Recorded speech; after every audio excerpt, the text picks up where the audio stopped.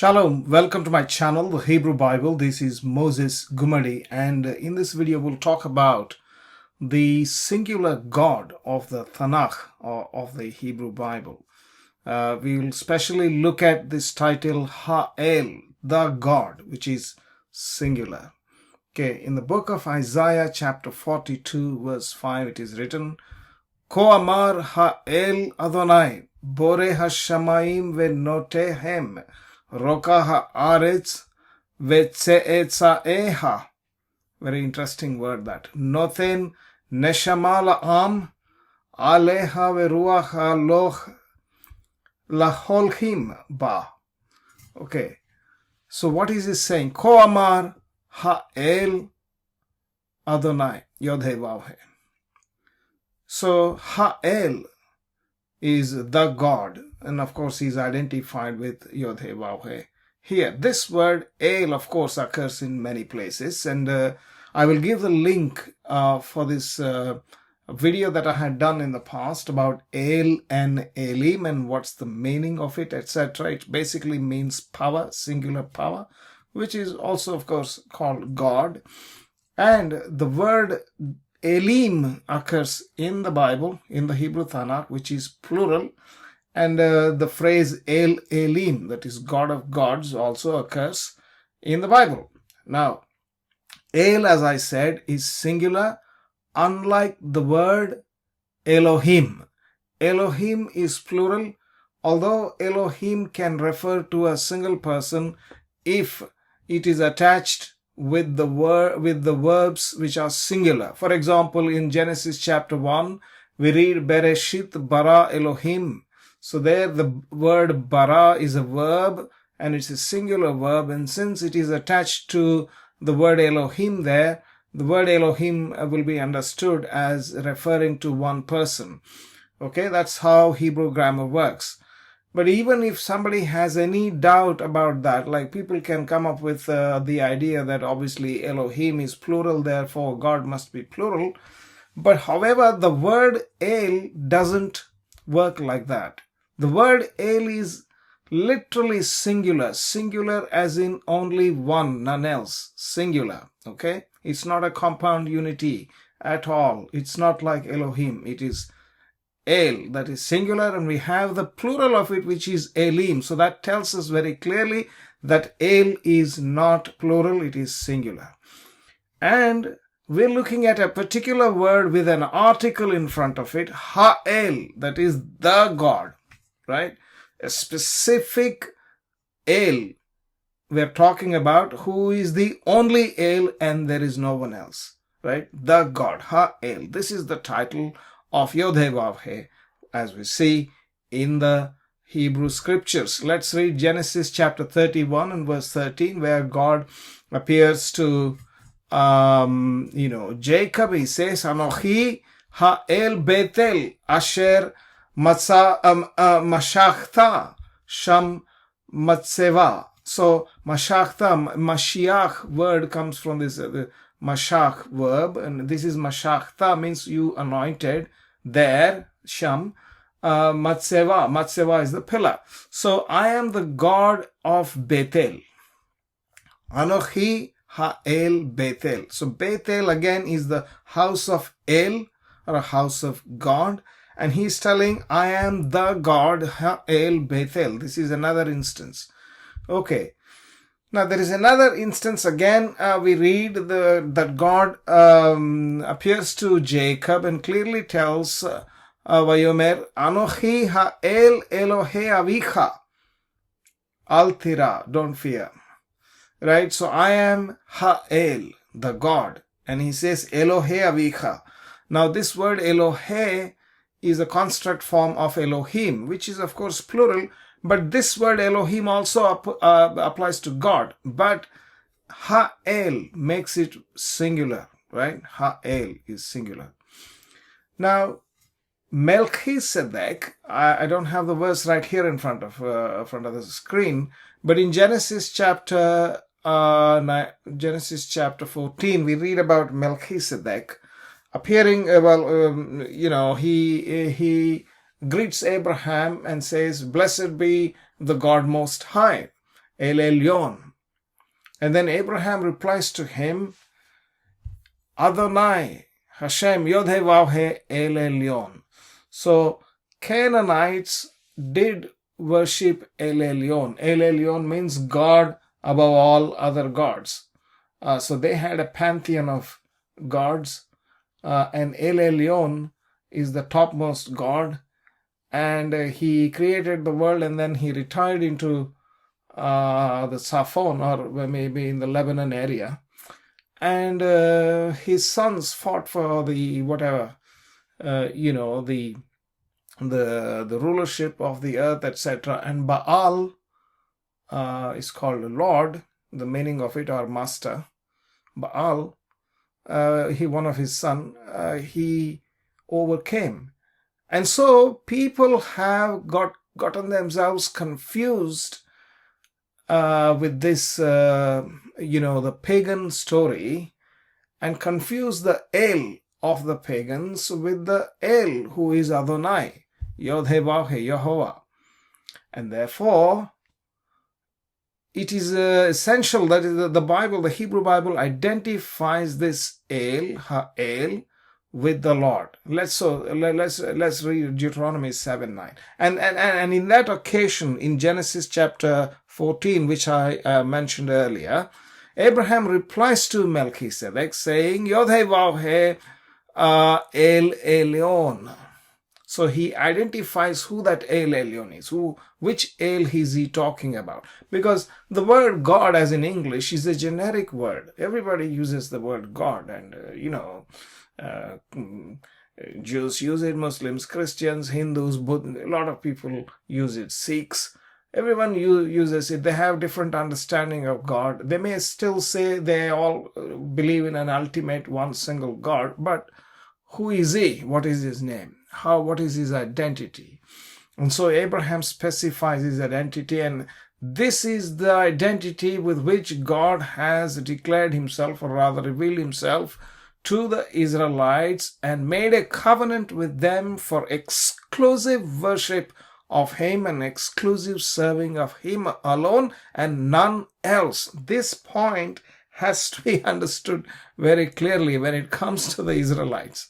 Right? Veyadata ki Adonai, veyadata ki YHWH Elohecha, hu ha Elohim. Know therefore that the Lord Hashem, thy God, he is the God. Hu ha Elohim, this bit is the God. Why say the God? Ha Elohim. Next phrase, ha el hanne aman, the God, the faithful. If I translate it literally, the God, the faithful. Basically, in Hebrew, when you have an adjective and you have a noun and an adjective following it, and there is an article, the article will be repeated both on the noun as well as the adjective. Therefore, we read Ha-el han-ne'aman. So literally, it is the God, the faithful. But in English, to make it a little sound better, a proper English, we say the faithful God. Okay. Now, so that's the Ha-el. So who is Ha-el? Ha-el is YHWH. Ha-el han-ne'aman, the faithful God.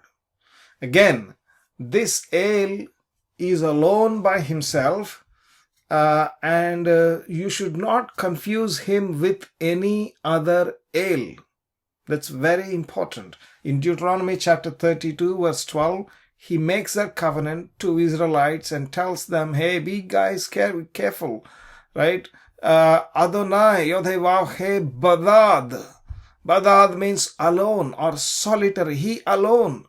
He single-handedly. There is that's what it means. This word Badad is basically an extreme version of one and only one. Okay? Adonai Badad Yanchenu. He has guided him. Or guided us. Yanchenu. I think he guided. Ve'ein imo el nechar. And there was no one with him, no strange God or no strange El or a foreign El was with him. So, I mean, this verse is such a powerful statement of the singular, unitary, monotheistic Ha-El, whose name is YHWH. Okay, that is the power with which he is using these words here. Another interesting phrase comes in the book of Deuteronomy, chapter 10, verse 17. Ki Adonai Elohechem, Hu Eloheha Elohim, Ve Adoneha Adonim. We have read this in one of the previous videos. That is, the Lord, YHWH, your God, is the God of gods and the Lord of lords. Now here, look at this. Ha-El Ha-Gadol, the God, the great, literally, which is the great God, right? Ha-El Ha-Gadol Ha-Gibbor Vehanora. So it's a long adjective, the three adjective, Ha-Gadol Ha-Gibbor Vehanora.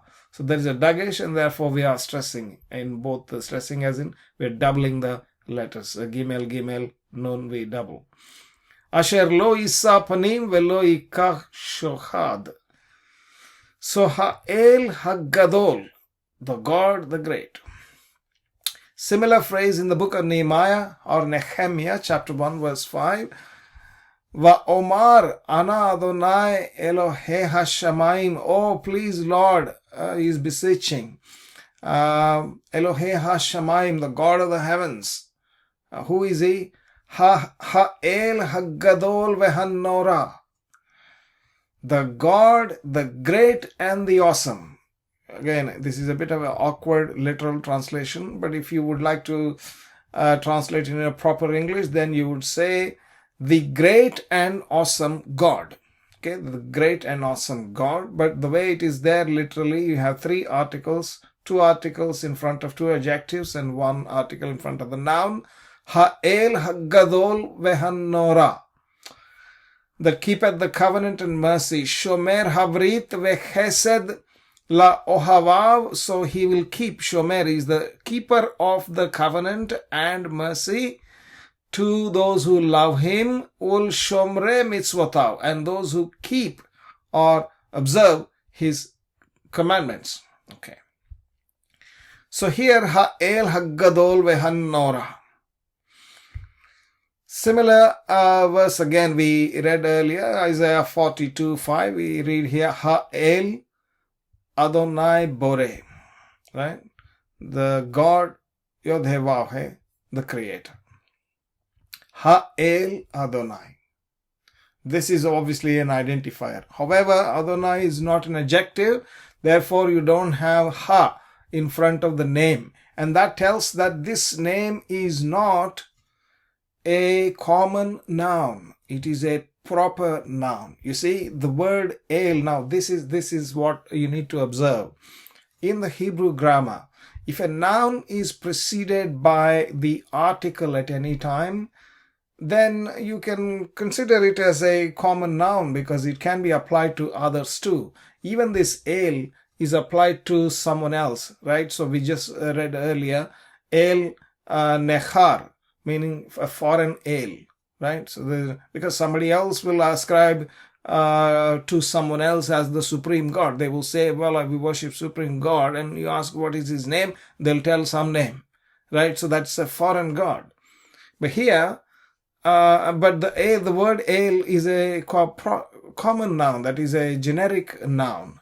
And therefore you can have this article he, the letter he here, ha-el. Whereas you can also have for Elohim, Ha-Elohim. It says Adonai Hu Ha-Elohim. So Ha-Elohim also is possible, right? However, there is no article Ha in front of YHWH anywhere in the Tanakh. YHWH is exclusively by itself. You can have like Lamed or Bet or Vav, etc. There are prepositions, but no article in front of this noun, and therefore this noun is literally like a proper noun of God, meaning his proper name. That's an identifier, and that is his name. He says, Ani Adonai, Ani YHWH, and that is my name. And he says, Hu Shemi, that's my name. And he says that in the book of Isaiah. Okay.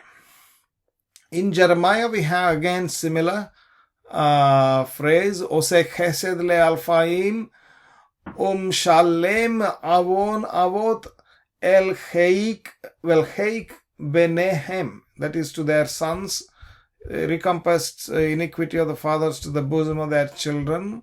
Acharehem, after them. Ha'el haggadol ha'el haggadol hagibbor. Adonai Tsebaoth Shema.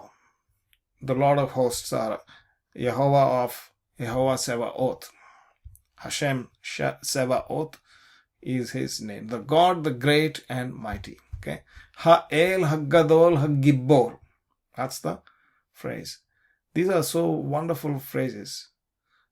Ha'el haggadol vehanora hagibbor vehanora. That's the long one that we looked at earlier. Again, we read another phrase in Daniel 9:4. Ha'el haggadol vehanora.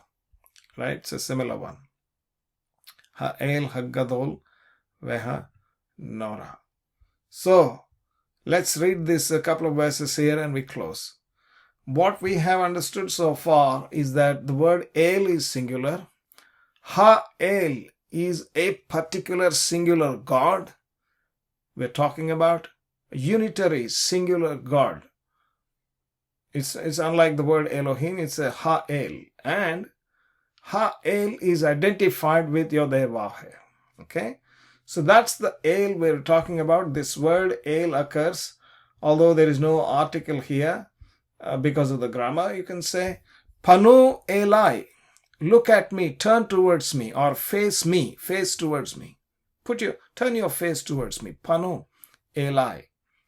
YHVH kol afse aretz. And be ye saved and receive salvation. Be ye saved all the ends of the earth. He's addressing everyone. Panu Elai YHVH kol afse aretz ki ani El, because I am El. I am El, he says. Ve'ein od. There is no other El. There is no one else. I am God and there is none else. Remember, he is not saying I am Elohim. He is not saying I am Elohim here. He is saying I am El, singular, and there is none else. And this is a statement of absolute monotheism that we can find in the Bible. And then what does he say?